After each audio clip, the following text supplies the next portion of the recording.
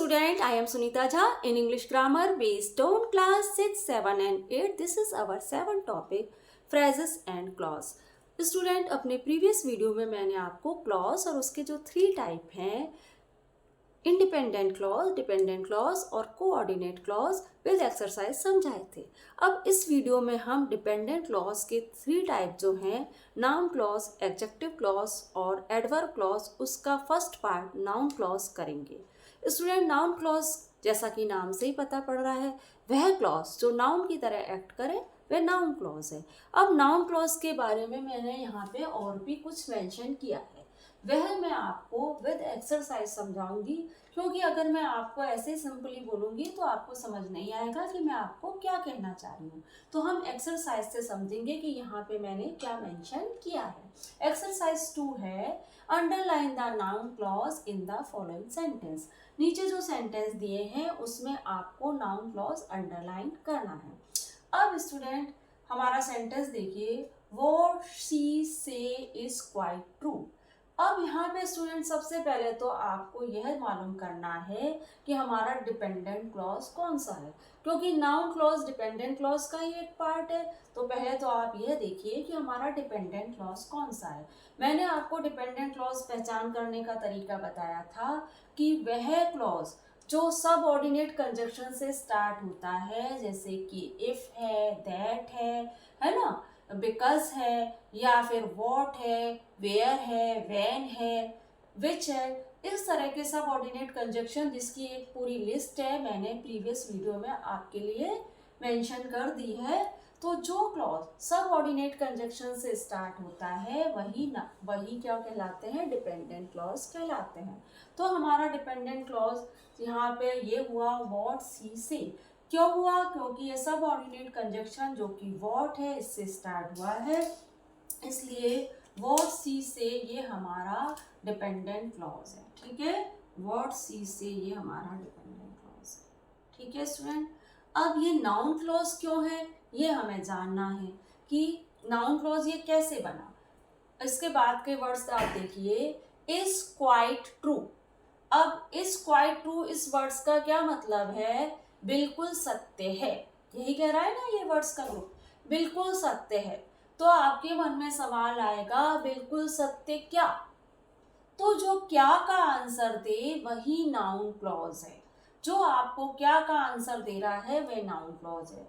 तो ये हमारा नाउन क्लॉज हुआ क्योंकि हमें क्या का आंसर दे रहा है। अब स्टूडेंट, आप एक चीज और देख रहे हो कि ये जो हमारा नाउन क्लॉज है ये एक सब्जेक्ट की तरह बिहेव कर रहा है। वो कैसे? आप देखिए कि ये जो हमारा पूरा का पूरा वर्ड्स का ग्रुप है, उसके बाद हमारा आ रहा है वर्ब और उसके बाद आ रहे हैं अदर वर्ड। तो एक सेंटेंस में क्या होता है, एक सब्जेक्ट होता है, उसके बाद हेल्पिंग वर्ब होता है, उसके बाद अदर वर्ब होता है। तो यहाँ पे जो पूरा का पूरा नाउन क्लॉज है एक सब्जेक्ट की तरह काम कर रहा है, सब्जेक्ट, हेल्पिंग वर्ब, फिर अदर वर्ब। तो नाउन क्लॉज एक सब्जेक्ट की तरह भी काम करता है, जो यहाँ पे मैंने लिखा है कि ये एक सब्जेक्ट की तरह काम करता है। ठीक है ना, तो ये नाउन क्लॉज इस तरह से हुआ क्योंकि ये सब्जेक्ट की तरह काम कर रहा है, और दूसरा ये व्हाट का आंसर दे रहा है, इसलिए ये नाउन क्लॉज है। ठीक है स्टूडेंट, आगे बढ़ते हैं। When he will return is not know. अब यहाँ पे सबसे पहले तो आप नाउन क्लॉज ढूंढिए, व्हेन ही विल रिटर्न। ठीक है ना, ये हमारा नाउन क्लॉज होगा स्टूडेंट, वह जब आएगा, है ना। तो ये हमारा वह जब आएगा एक डिपेंडेंट क्लॉज है, और ये नाउन क्लॉज क्यों है ये हमें अभी मालूम करना है। ठीक है, इज नॉट नो, है ना। तो इज नॉट नो ये वर्ड्स का ग्रुप क्या कह रहा है? नहीं पता। तो क्या नहीं पता? तो जो क्या का आंसर दे वह क्या है स्टूडेंट? Noun clause. तो इस हिसाब से देखा जाए तो ये एक नाउन क्लॉज है। अब स्टूडेंट ये देखो, ये नाउन क्लॉज एक सब्जेक्ट की तरह बिहेव कर रहा है। यहाँ पे एक सब्जेक्ट है ये पूरा का पूरा, व्हेन ही विल रिटर्न, उसके बाद हमारा हेल्पिंग वर्ब है, उसके बाद हमारा मेन वर्ब है। ठीक है ना स्टूडेंट, तो नाउन क्लॉज यहाँ पे एक सब्जेक्ट की तरह भी बिहेव कर रहा है। व्हेन ही विल रिटर्न ये पूरा का पूरा एक सब्जेक्ट हो गया, ये हेल्पिंग वर्ब हो गया और ये वर्ब हो गया। ठीक है, तो नाउन क्लॉज एक सब्जेक्ट की तरह भी बिहेव करता है। तो नाउन क्लॉज की एक पहचान ये है कि ये क्या का आंसर देता है और एक सब्जेक्ट की तरह बिहेव करता है। यहाँ पे मैंने लिखा भी है, सब्जेक्ट की तरह बिहेव कर रहे हैं, ये हमारा 3 सेंटेंस मैंने बनाए हैं जिसमें नाउन क्लॉज सब्जेक्ट की तरह बिहेव कर रहा है और क्या का आंसर तो नाउन क्लॉज देता ही है, ठीक है। I do not know when she will return, हमारा थर्ड देख लेते हैं। That he is an honest man is quite clear. That he is an honest man, student ये जो है मेरा पूरा का पूरा क्या है, नाउन क्लॉज है कि वह ऑनेस्ट मैन है। इज क्वाइट क्लियर, बिल्कुल सत्य है। अब यहाँ पे ये बिल्कुल क्लियर है, तो क्या बिल्कुल क्लियर है, इसका आंसर हमें यहाँ मिल रहा है इस नाउन क्लॉज से कि क्या बिल्कुल सत्य है, तो ये हमें क्या का आंसर दे रहा है, इसलिए ये नाउन क्लॉज है। और ये सब्जेक्ट की तरह बिहेव कर रहा है क्योंकि ये पूरा का पूरा वर्ड्स का ग्रुप सब्जेक्ट बन गया और ये हमारा है इज क्वाइट क्लियर, इज हमारा हेल्पिंग वर्ब है और क्वाइट क्लियर अदर वर्ड हो गए। अब स्टूडेंट ये नाउन ठीक है ना, तो आप देखिए that he is an honest man, यह एक सब्जेक्ट की तरह बिहेव कर रहा है, तो नाउन क्लॉज सब्जेक्ट की तरह ही भी बिहेव करता है। अब ये भी देख लें ये क्लॉज है कि नहीं, क्योंकि क्लॉज क्या है, सब्जेक्ट और वर्ब का वर्ब होना जरूरी है ना एक क्लॉज में, तो यहाँ पे सब्जेक्ट और वर्ब आ रहे हैं कि नहीं ये भी देख लेते हैं। देखिए ये जो शी है हमारा वो क्या है स्टूडेंट, वो है हमारा सब्जेक्ट और जो सेज है वो हमारा क्या हो गया, वर्ब। तो इस तरह से ये क्लॉज तो है ना।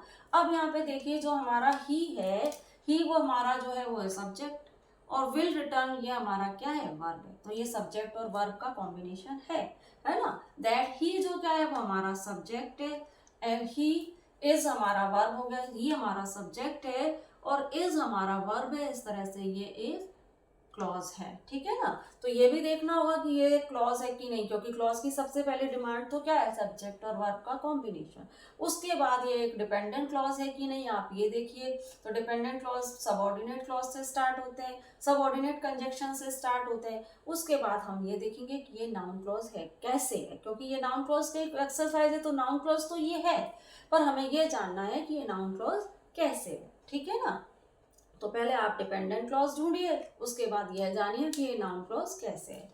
I do not know when she will return, तो यहाँ पे जो वर्ड्स का ये जो है सब्जेक्ट और वर्ब का combination when she will return, ये हमारा नाउन क्लॉज है। अब देखिए जो शी है ना, ये हमारा सब्जेक्ट हो गया और विल रिटर्न हमारा क्या हो गया, वर्ब हो गया। अब आप यहाँ पे देखिए आई डू नॉट नो, मैं नहीं जानता क्या, तो ये क्या का आंसर दे रहा है ना, हमारा नाउन क्लॉज। तो ये हमारा नाउन क्लॉज हो गया। अब आप देख रहे हो कि ये जो हमारा नाउन क्लॉज है ये एक ऑब्जेक्ट की तरह बिहेव कर रहा है ना। तो नाउन क्या है, नाउन में सब्जेक्ट और ऑब्जेक्ट ही तो होता है नाउन, है ना। नाउन की डेफिनेशन क्या है, पर्सन प्लेस थिंग, है ना, यही तो नाउन है। तो यह हमारा जो नाउन है वो सब्जेक्ट और ऑब्जेक्ट की तरह बिहेव करता है। तो यहाँ पे ये जो हमारा नाउन क्लॉज है, नाउन सब्जेक्ट और ऑब्जेक्ट की तरह बिहेव करता है और नाउन क्लॉज भी सब्जेक्ट और ऑब्जेक्ट की तरह बिहेव कर सकता है। तो यहाँ पे जो हमारा ये जो व्हेन शी विल रिटर्न है ना, ये हमारा जो नाउन क्लॉज है ये एक ऑब्जेक्ट की तरह बिहेव कर रहा है।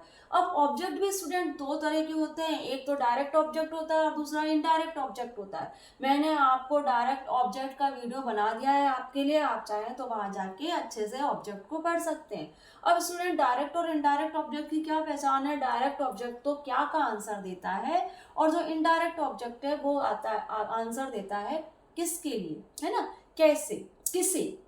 इनडायरेक्ट ऑब्जेक्ट हमें किसे का आंसर देता है। जैसे कि एक एग्जांपल मैं आपको देती हूँ, the teacher gave him prize. अब यहाँ पे मैं बोलूँ टीचर गेव, तो आप पूछेंगे क्या, तो क्या का आंसर क्या है, प्राइज। और आप जब मैं पूछूंगी किसे, तो किसे का आंसर होगा हिम। तो जो हमारा हिम है वो हमारा इनडायरेक्ट ऑब्जेक्ट है और जो हमारा प्राइज है वो हमारा डायरेक्ट ऑब्जेक्ट है। तो जो क्या का आंसर दे वो डायरेक्ट ऑब्जेक्ट और जो किसे का आंसर दे वो इनडायरेक्ट ऑब्जेक्ट। तो यहाँ पे आई डू नॉट नो क्या, तो ये क्या का आंसर दे रहा है, मैं नहीं जानता क्या, तो ये हमारा डायरेक्ट ऑब्जेक्ट है जो एक नाउन क्लॉज की तरह वर्क कर रहा है, ठीक है ना। क्योंकि नाउन में नाउन में ऑब्जेक्ट भी आते हैं और नाउन क्लॉज भी हमारा एक ऑब्जेक्ट की तरह वर्क कर रहा है, ठीक है student. I hope you understood, ठीक है।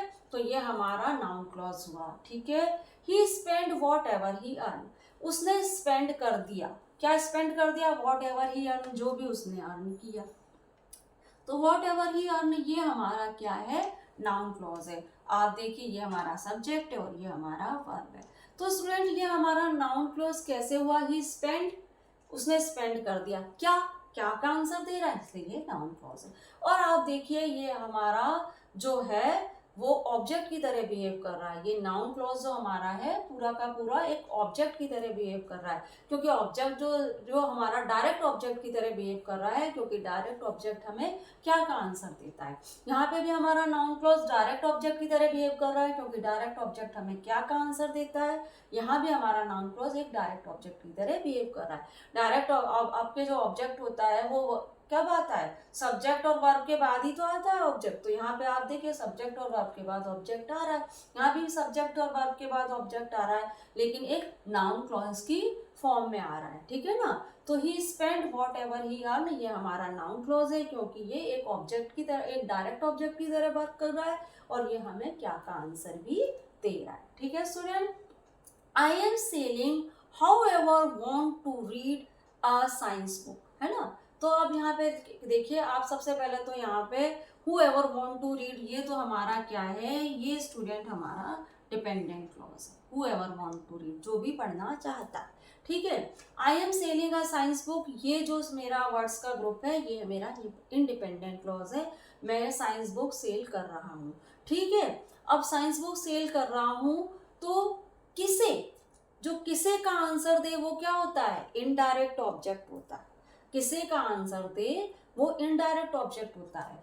तो यहाँ पे आई am selling a science book, किसे, whoever want to read, जो भी पढ़ना चाहता है उसे। तो यह किसे का आंसर दे रहा है, इसलिए यहाँ पे नाउन क्लॉज एक इनडायरेक्ट ऑब्जेक्ट की तरह वर्क कर रहा है।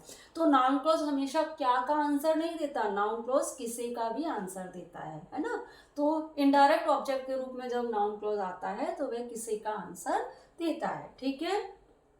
I spend however want to study a part of my money, मैंने स्पेंड कर दिया एक पार्ट ऑफ मेरी मनी, ये तो मेरा इंडिपेंडेंट क्लॉज है। I spend a part of my money, मैंने अपनी मनी का एक पार्ट स्पेंड कर दिया, किस पे, whoever want to study। अब जो किसे का आंसर दे वो क्या होता है, इनडायरेक्ट ऑब्जेक्ट होता है। मैंने आपको बताया जो क्या का आंसर दे वो डायरेक्ट ऑब्जेक्ट, और जो किसे का आंसर दे वो इनडायरेक्ट ऑब्जेक्ट। तो यहाँ पे हमारा नाउन क्लॉज इनडायरेक्ट ऑब्जेक्ट के रूप में आया है, क्योंकि ये किसे का आंसर दे रहा है, ठीक है ना।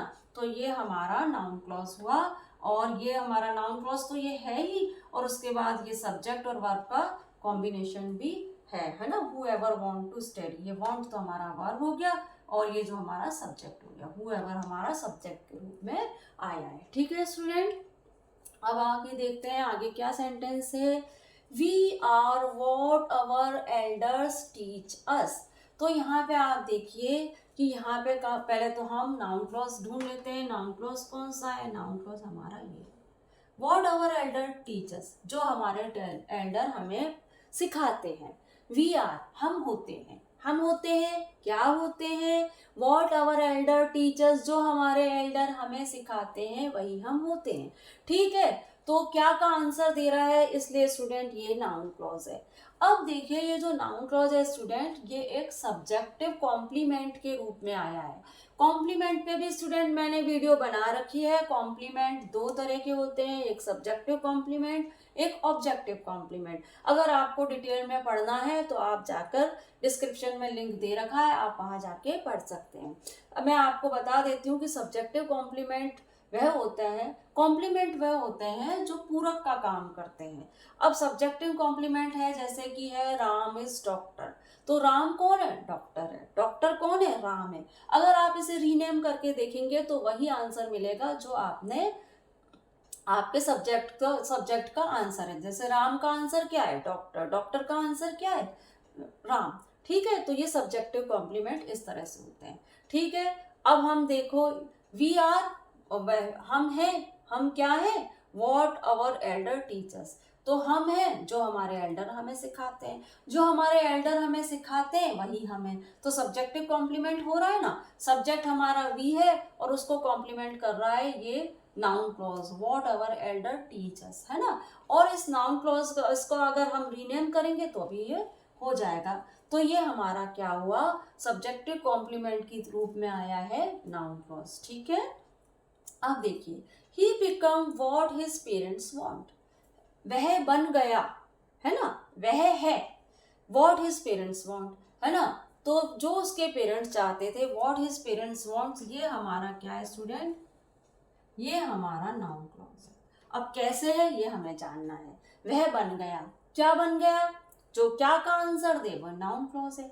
तो इस तरह से ये नाउन क्लॉज हुआ। अब ये सब्जेक्टिव कॉम्प्लीमेंट भी है, कैसे हुआ, ही बिकम, वह बन गया जो उसके पेरेंट्स चाहते थे, जो उसके पेरेंट्स चाहते थे वही वह बना, तो हुआ ना सब्जेक्टिव कॉम्प्लीमेंट। मैंने बताया था ना, Ram is doctor, Ram he doctor है और डॉक्टर ही राम है। इसी तरह वह बना जो उसके पेरेंट्स चाहते थे, जो उसके पेरेंट्स चाहते थे वह बना। इस तरह से ये सब्जेक्टिव कॉम्प्लीमेंट के रूप में भी आया है। ठीक है student, noun clause subjective complement के रूप में भी आता है और नाउन क्लॉज ऑब्जेक्टिव कॉम्प्लीमेंट के रूप में भी आता है। अब ऑब्जेक्टिव कॉम्प्लीमेंट हम कैसे समझेंगे, जैसे देखो मैं एक सेंटेंस बनाती हूँ, वी कॉल हर पिंकी, हम उसे पिंकी कह के बुलाते हैं। अब देखो यहाँ पे वी कॉल हर, हर क्या है, मेरा ऑब्जेक्ट है। अब ऑब्जेक्ट हर पिंकी, हर कौन है, पिंकी है, पिंकी कौन है, हर है। तो ऑब्जेक्टिव कॉम्प्लीमेंट हम इस तरह से फाइंड करते हैं, हर पिंकी है और पिंकी ही हर है। अब स्टूडेंट यहाँ पे जो नाउन क्लॉज के यहाँ पे ऑब्जेक्टिव कॉम्प्लीमेंट जो है वो किस तरह आया है, नाउन क्लॉज की शक्ल में आया है। अब आप देखिए, आई बॉट अ टेबल, मैंने एक टेबल खरीदी, टेबल मेरा क्या है, ऑब्जेक्ट है।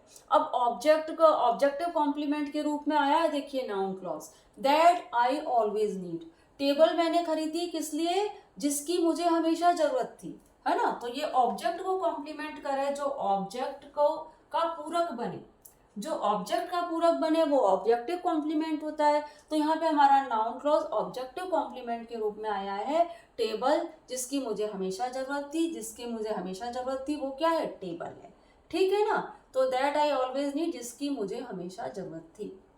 तो आई बॉट अ, मैंने किसे खरीदा, तो मैं आप देखो नाउन क्लॉज हमेशा क्या का आंसर ही नहीं देता, किसे का, है ना, किसे का, इस तरह के किसे, किसके लिए, इस तरह के क्वेश्चंस का भी आंसर नाउन क्लॉज देता है। मोस्टली कब, जब वह इनडायरेक्ट ऑब्जेक्ट के रूप में आता है और वो ऑब्जेक्टिव कॉम्प्लीमेंट के रूप में आता है, तब भी वह किसे का आंसर देता है। ठीक है ना student, I bought a book that I always desired, मैंने एक बुक खरीदी। अब यहाँ पे मेरा ऑब्जेक्ट क्या है, बुक है स्टूडेंट, बुक क्या है, दैट आई ऑलवेज डिजायर। तो दैट आई ऑलवेज डिजायर ये जो है ना वर्ड का ग्रुप, ये मेरा क्या है, नाउन क्लॉज है। मैंने एक नाउन क्लॉज है, sorry, I bought a book, मैंने बुक खरीदी, बुक खरीदी किस किस लिए खरीदी, जिसकी मुझे हमेशा जरूरत थी, है ना, जिसकी मुझे हमेशा जरूरत थी वह बुक मैंने खरीदी। तो आप इसको रीनेम करके देख लीजिए, जिसकी मुझे हमेशा जरूरत थी वो क्या है, बुक, बुक खरीदी जिसकी मुझे हमेशा जरूरत थी। तो जो रीनेम हो जाए वो क्या होते हैं, कॉम्प्लीमेंट, और ये हमारा ऑब्जेक्टिव कॉम्प्लीमेंट के रूप में वर्क कर रहा है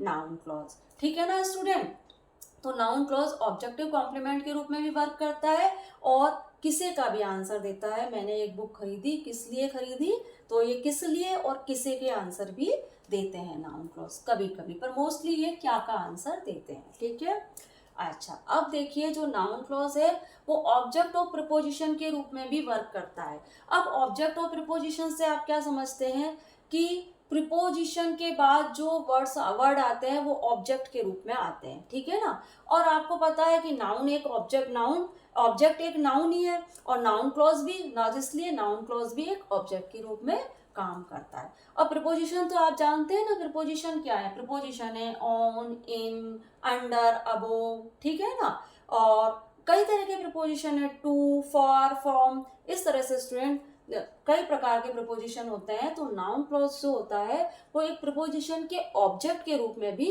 काम करता है। अब यहाँ देखिए, पे केयरफुली अटेंशन, आप अच्छे से अटेंशन दें कि, अब यहाँ पे टू वर्ड लगा के, टू वर्ड से जो एक प्रीपोजिशन है, टू एक प्रीपोजिशन है, उसके बाद हमारा नाउन क्लॉज आया है व्हाट ही से, अटेंशन दे कि वह क्या कह रहे हैं।